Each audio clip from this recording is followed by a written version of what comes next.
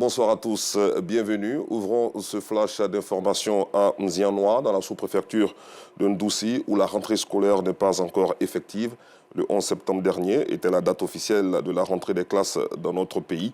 Nzianois est certes un village, mais à des allures d'une ville avec uniquement des collèges privés. Une absence d'établissements publics qui favorise la sédentarisation des élèves de la localité, selon le constat de nos reporters Théodore Zouzou et Anissette Conan-Blessing. Aucun élève était en vue en ce premier jour de rentrée des classes.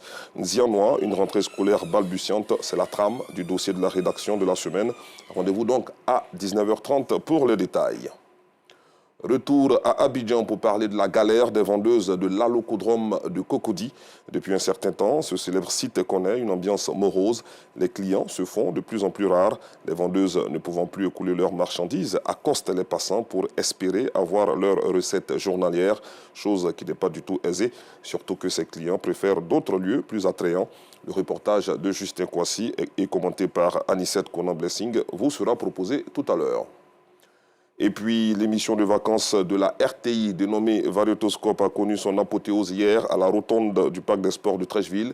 5 groupes se disputaient le titre. Étoile d'Odiéné, Jeunesse SD de Yamoussoukro, Soleil de Port-Boué, Amaboué Bia d'Aboisseau et Diamant Noir de Yopougon.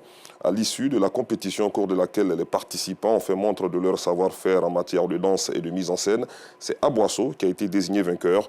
Le compte rendu de Noussangaré dans quelques instants. Hors de chez nous, d'abord au Soudan, les forces paramilitaires ont attaqué ce dimanche le QG de l'armée dans le centre de Khartoum. Pour la deuxième journée consécutive, ont rapporté des témoins au 6e mois d'une guerre entre généraux rivaux qui a fait des milliers de morts. Les affrontements ont désormais lieu autour de la base de l'armée soudanaise avec différents types d'armes. Sur les réseaux sociaux, des utilisateurs ont partagé des images de flammes dévorant des monuments, des bâtiments et des tours. Enfin, hors du continent, la présidente de la Commission européenne a présenté ce dimanche sur l'île méditerranéenne de Lampedusa un plan d'urgence pour aider l'Italie à gérer l'arrivée record de migrants sur son territoire. Après avoir visité avec la chef du gouvernement italien Giorgia Meloni le centre d'accueil pour migrants de la petite île, Ursula von der Leyen a détaillé un plan d'aide en 10 points destiné à gérer la situation présente. Je vous retrouve à 19h30.